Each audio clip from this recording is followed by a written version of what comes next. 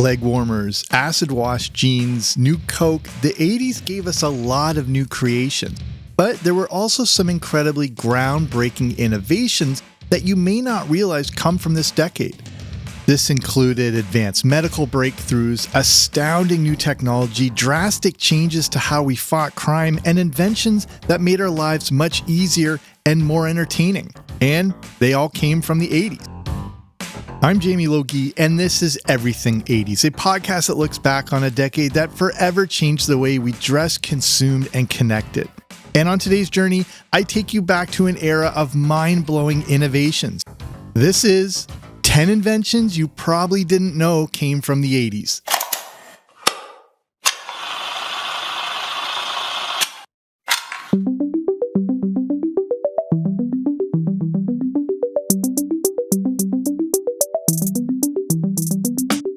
How do you envision the 80s? Do you see it as a time of pop culture explosion with the launch of new movies, TV shows, cartoons, and music?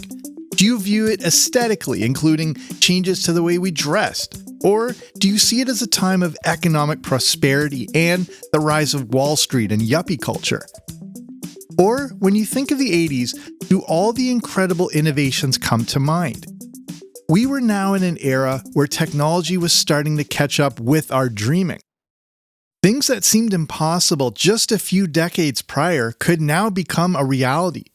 Not only did these new innovations make our lives easier, but they were also advancing us as a species. They created new possibilities and even provided hope. We start with an astounding medical breakthrough.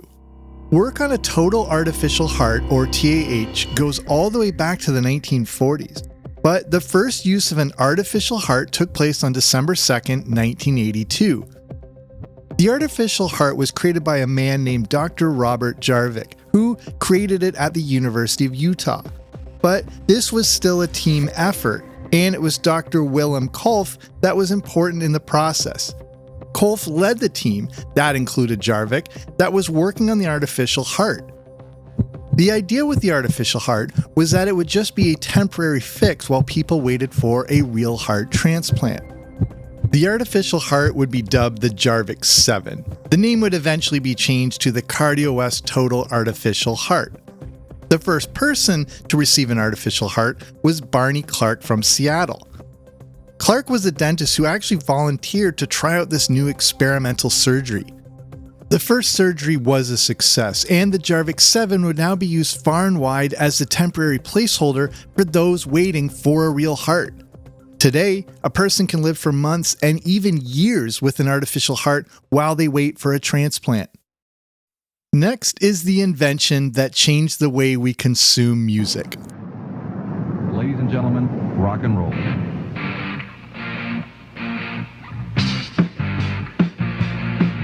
Ladies and gentlemen, rock and roll. These were the words that started off the very first broadcast of MTV, and the future of pop culture would be changed forever.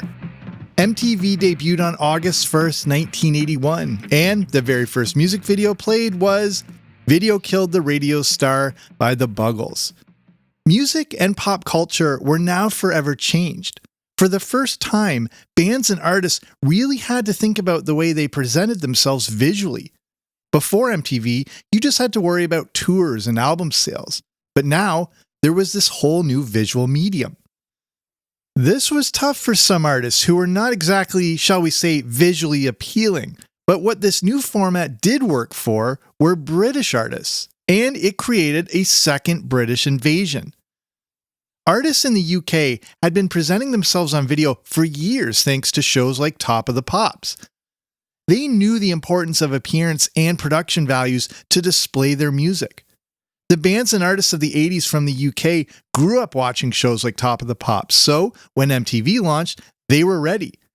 Bands like Duran Duran, Culture Club, and Spandau Ballet were off and running when MTV launched, but everyone else would soon catch up. The new video jockeys or VJs became celebrities in their own rights, and MTV would be required viewing for anyone who was young or claimed to be young. I have a previous episode all about the history of this groundbreaking channel in my previous episodes if you want to go back and check that out. Next, we have a simple creation, but one that you have probably had before: Chicken McNuggets. Have you tried McDonald's newest one-of-a-kind? They're great. No bones. I love it. I dug it. Ooh, new Chicken McNuggets. McNuggets? McNugget. A McNugget is a boneless chunk of tender, tasty chicken with 4 kinds of sauce to choose, especially for dipping.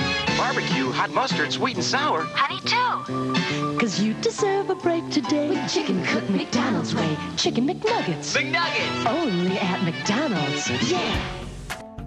You may think Chicken McNuggets go back to the late 60s or early 70s, but they are a 1980s creation. They also have an interesting story, as they went on to become one of the most famous fast food items of all time. The idea for bite-sized chicken came about from a McDonald's food supplier. This supplier was the man behind the frozen burgers they used, and he thought they needed some sort of chicken option, but one without bones and was small enough to be only a bite or two. McDonald's actually wanted to make a decent food item with this one, and they turned to a world-renowned chef named Rene Arend. Arend would design the Chicken McNuggets, and he had a pretty good pedigree as he had cooked for celebrities and royalty. He had said, though, that Chicken McNuggets were his greatest creation, as they would be around long after he was gone. They were designed in a tempura batter, and Arend also spent time creating hundreds of sauce options before landing on the original 3: hot mustard, barbecue, and sweet and sour. And did you know they actually come in 4 different shapes? You may not have noticed this, but the McNuggets are shaped in a bell, a bow, a boot, and a ball. The idea behind these specific shapes is that it allowed them to cook evenly and lend themselves well to dipping. And we loved them. It didn't matter your age, Chicken McNuggets were great. And these small bite-sized creations may have played a big role in taking McDonald's to the next level. It seems weird to think, but McDonald's was not always the fast food juggernaut we've come to know. There was a period when they were definitely not the industry leader. Going into the 70s, they were actually neck and neck with a fast food company called Rax, which was trying to be fast food for adults. And yes, I have an episode all about Rax, which you may really love. But going into the 80s, more competition was springing up, and it was 2 inventions that may have helped take McDonald's to the next level: the Happy Meal, which was released in 1979, and Chicken McNuggets, which would become the perfect Happy Meal item. Chicken McNuggets started with a trial launch in 1981 and were fully launched nationwide in the US in 1983. Here in Canada, Chicken McNuggets didn't launch until 1984, but the demand was so great, Canadian suppliers couldn't cover it, and they had to start importing chicken from the US. But this incredibly popular new food item seemed to help in the continuing growth of McDonald's. In 1976, they had 3,853 restaurants in North America. By 1985, barely 2 years after Chicken McNuggets launched, there were now nearly 9,000 restaurants in 41 countries. In 1985 alone, they opened a record 597 new locations. The boneless hit that was an immediate success when launched in the 80s continues to be a staple item at McDonald's, and, along with fries and the Big Mac, Chicken McNuggets drive nearly 60% of McDonald's sales throughout the year. Next, we have another invention from the 1980s that I thought was created earlier, and like many other inventions, its discovery was an accident. DNA fingerprinting came about in 1984 by a geneticist at the University of Leicester in England. Professor Alec Jeffreys, now Sir Alec Jeffreys, had been studying hereditary family diseases when he discovered that there were repetitive patterns of DNA in humans. He continued to research this and found that there were variations between a person's DNA. Unless the person had an identical twin, the variations in human DNA could be used to identify a specific individual. Jeffreys called this new discovery genetic fingerprinting. But what would be the application for this new technology? Jeffreys thought it may work well with identification, but no one shared this viewpoint. But soon, a whole new possibility would present itself. Not long after Jeffreys created genetic fingerprinting, 2 murders took place right near the university. And it didn't take long to put this new invention into action. Months of investigation were going nowhere, and police had drawn a blank. But now, there was a new technique that would change crime fighting forever. No one had ever attempted a real-life DNA crime scene analysis before, but genetic fingerprinting was then tested to try to identify the killer. Initially, there were 2 suspects, and for the first time ever, genetic fingerprinting was able to exonerate the primary suspect and identify the real killer. Colin Pitchfork was identified as the murderer and sentenced to life in prison, the first person in history to be convicted on the basis of DNA evidence. Back in 1984, Jeffries had no idea how far-reaching and important his discovery would be. Jeffries said that if you had told him back then that this would become the major tool for solving crimes and has put millions of criminals behind bars, he would have laughed at you. The work of Sir Alec Jeffries back in 1984 changed worldwide policing forever. Depending on how old you are, you may have to ask your parents what a disposable camera was. I'm not sure if kids today have even used a regular digital camera, but trust me, for a kid in the 80s, a disposable camera was pretty mind-blowing. These were the days when there was a lot of anxiety about taking pictures. If you are younger and have only ever used a digital camera or a phone to take pictures, this may be hard to wrap your head around, but before those devices became common, you had no idea what your shot looked like. You had to point and click and then basically hope for the best. Today, of course, our phones are portable photography studios, but before all this, the anticipation only built as you waited to get your physical print pictures back from the developer.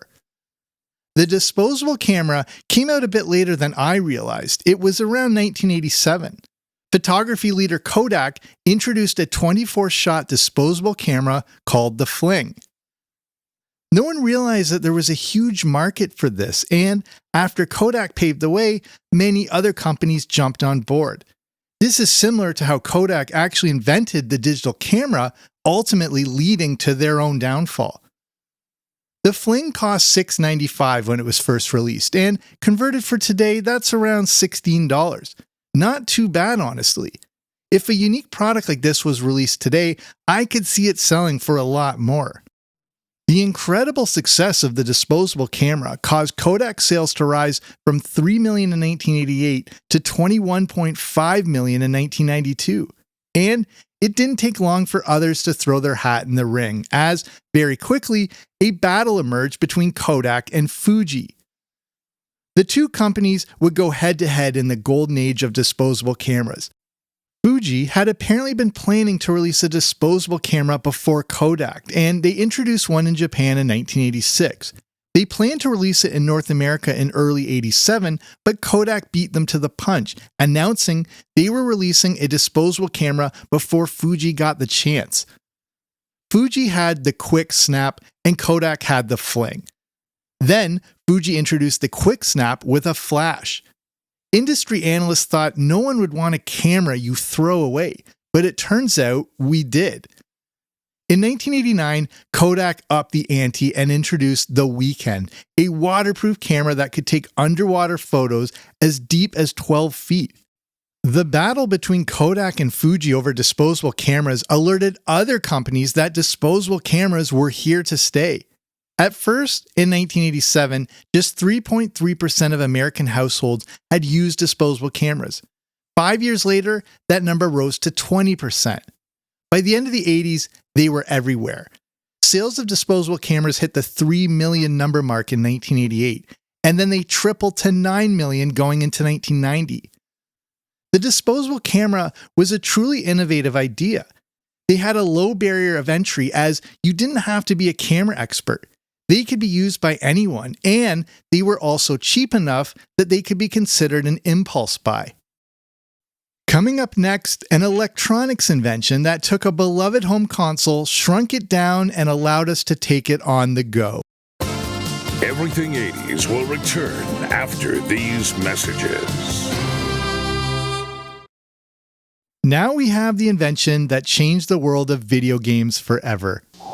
They said it wasn't humanly possible. All the power and excitement of Nintendo right in the palm of your hand. Introducing Game Boy.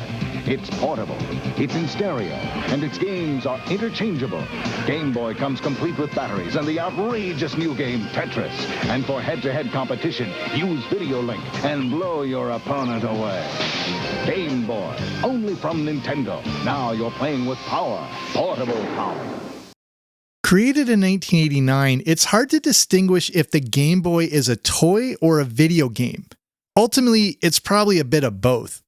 We've had portable video games before, but the Game Boy was like taking your NES everywhere you went. The NES changed the landscape of video games forever, and they struck while the iron was hot in 1989.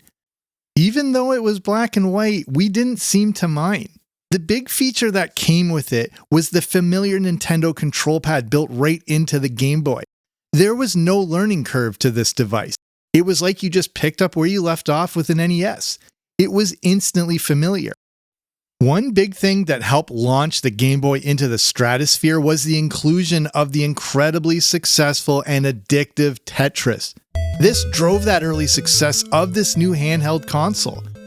The Game Boy first came out in Japan in April 1989 before being released in North America in July of that same year. The Game Boy would sell 40,000 units on its first day, and it was often running to be the hottest selling toy of Christmas and the entire year. As of July 2022, some 118 million units have been sold worldwide. This puts it third all-time for best-selling console, beating out brands like the original PlayStation, the Nintendo Switch, every edition of the Xbox, and even the original NES. Speaking of technology, next we have the personal computer. And personal computing was starting to emerge in the 1970s, but it really didn't enter average homes until the 80s. The big reason for this was they started to shrink it in size, and you didn't need an entire room of your house devoted to holding it. They also had some more computing power and were starting to relatively come down in price. Computers had been for hobbyists, but many people were starting to see their everyday applications. Not to mention all the video games that were now available on them. IBM really helped pave the way for the personal computer in 1981. The IBM 5150 PC had an Intel 8088 processor and ran version 1.0 of the PC-DOS operating system. This really was the basis for what future PCs would become. When it was released, the 5150 sold for $1,565, which converted for today is around $4,500. But also in 1981, engineers at MOS Technology decided they needed a new chip project to work on. Their goal was to produce a state-of-the-art home video game, but that market was slowing down a little. A market they may have helped eventually crush, but we'll get to that in a second.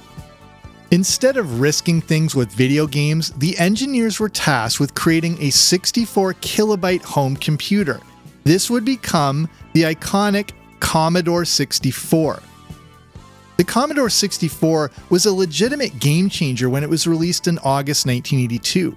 It was easier to program, it used a simple cartridge system, and had a monitor that seemed more engaging. The Commodore 64 also had graphic capabilities that other computers just couldn't touch. I have so many fond memories of playing Where in the World is Carmen Sandiego for the Commodore 64 at a friend's house. And then desperately wanting to play the infamous Leisure Suit Larry. Yes, I have a previous show all about that too if you want to go back and check it out. But probably most importantly, when it came to the Commodore 64, it was cheaper. The original estimated retail price was under $600 or about $1,800 when adjusted for inflation. Not super cheap, but a hell of a lot better than the $1,600 at the time for an IBM.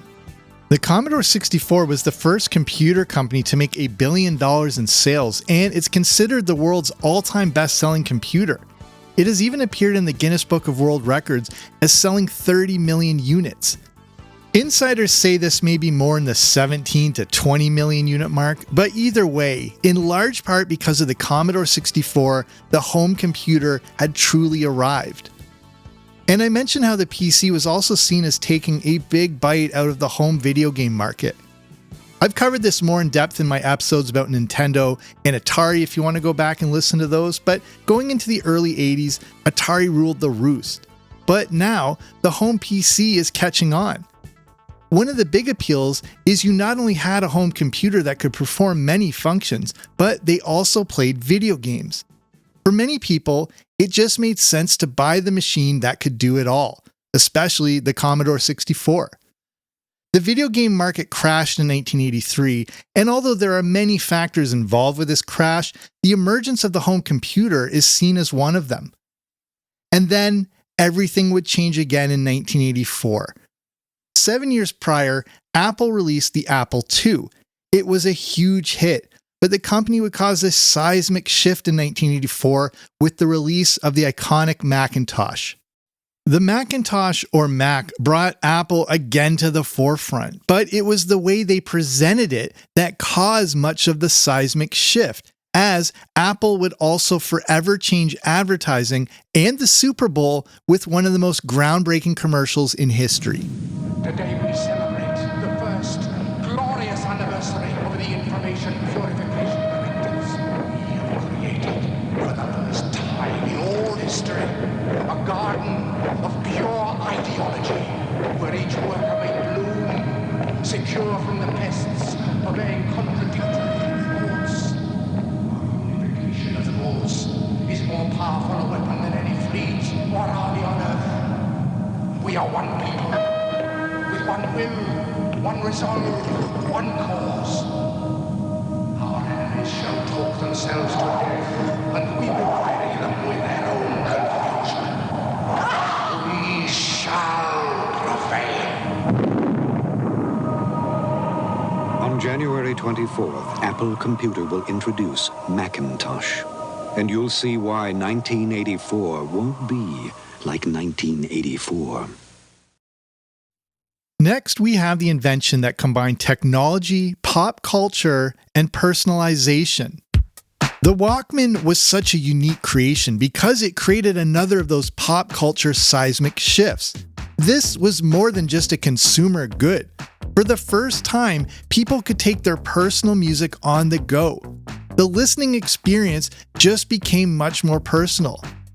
There had been portable transistor radios, but you were limited to whatever it was the stations were playing. With the Walkman, you now had complete control over what you listened to, and your music collection went wherever you did. This would pave the way for the Discman, and then the MP3 players of the future, including the iPod, and then the iPhone. But it all started with the Walkman. The Walkman came about because the then president of Sony wanted to be able to listen to his music while traveling. He only had a big TCD5 cassette recorder to take with him, and that wasn't cutting it. He requested that a smaller device be created to be primarily used for playback. The first version they came up with was called the Pressman. It wasn't great, but it put in motion what would become the first Walkman.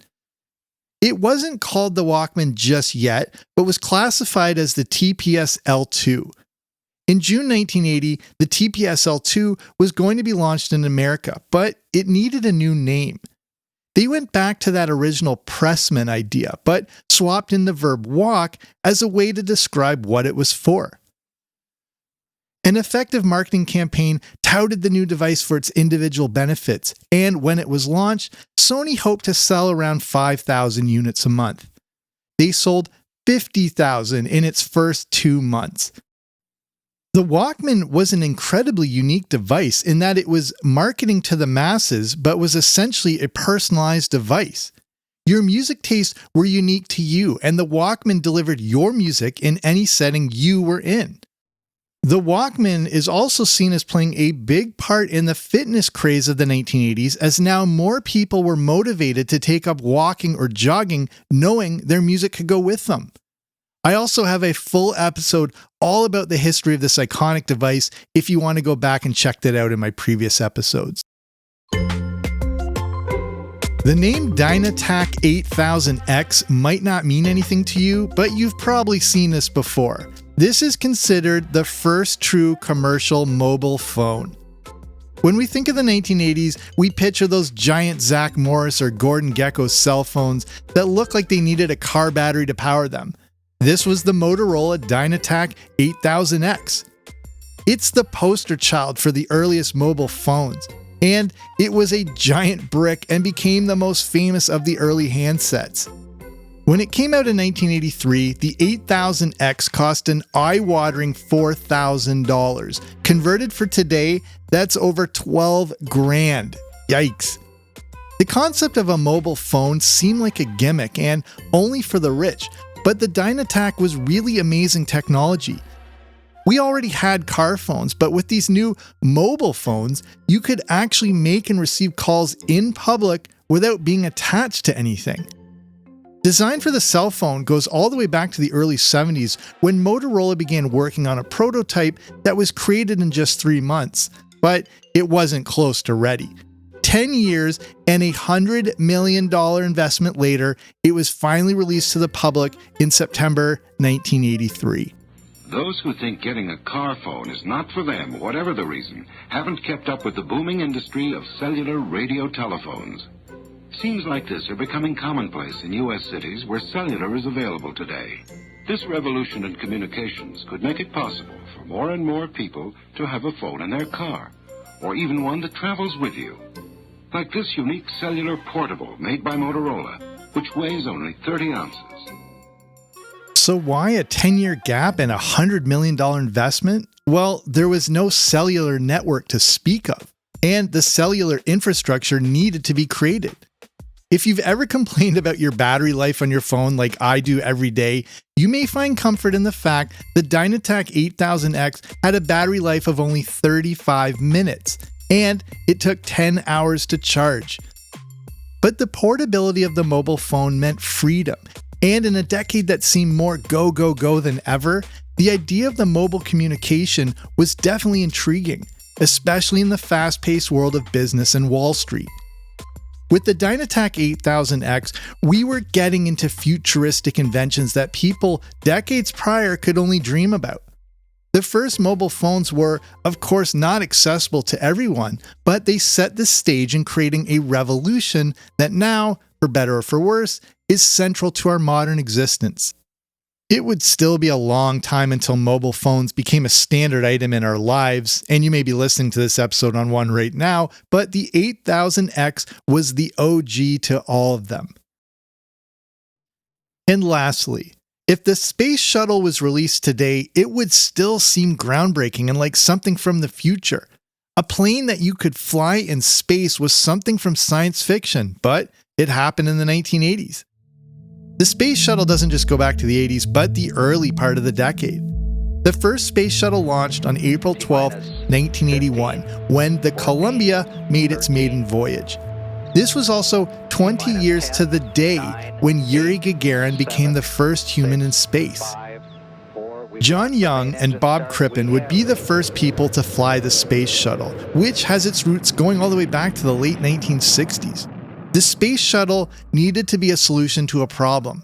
How do you make spaceflight more affordable and make spacecrafts reusable?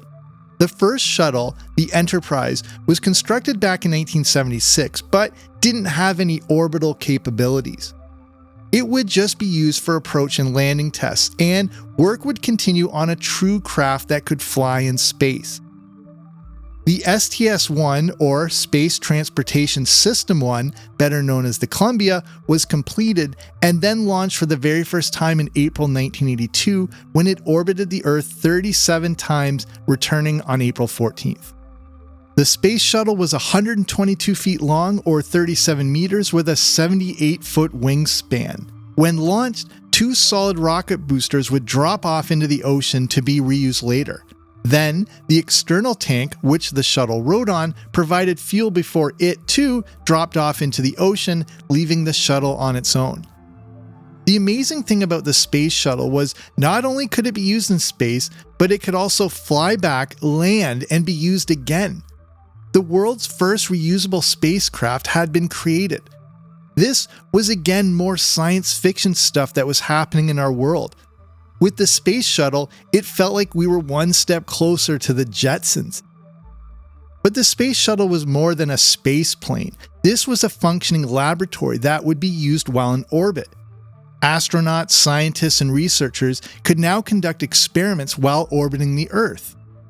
The space shuttle was also important for providing maintenance in space and transporting important payloads. It launched the Hubble Space Telescope and the Galileo. The space shuttle essentially helped us to build a space station as well. 6 different space shuttles would be built, and they flew 135 missions until the last launch on July 8, 2011. The space shuttle program has, of course, been fraught with tragedy, but the image of the space shuttle remains a defining image for the entire 1980s and one of the crowning achievements of human engineering. The space shuttle was one of the most remarkable creations in human history and an astonishing reminder of what people are truly capable of. So that's our show. Thank you so much for listening. And if you like what you heard, you now know there's plenty more where this came from with the previous episodes I recommended throughout. So definitely go back and check out my earlier shows. And if you really like the show, why not subscribe? Then you get them automatically downloaded each time I release a new one. And while you're doing this, you can also do me a solid and hook me up with a 5-star rating and review. This helps the show and also allows other people to find these great topics that we all love. And if you're in a position to support the show, you can consider becoming a part of Patreon.com. That's a platform to not only support, but to get access to bonus audio content, including things like the Everything 80s movie review podcast. If you want to learn more, you can go to patreon.com/80s. That's patreon.com/80s. Or in the description for the show, there should be a link to take you right there. So that's it for me. I'm Jamie. This has been Everything 80s, but I'll be back soon with a new episode. Don't you dare miss it.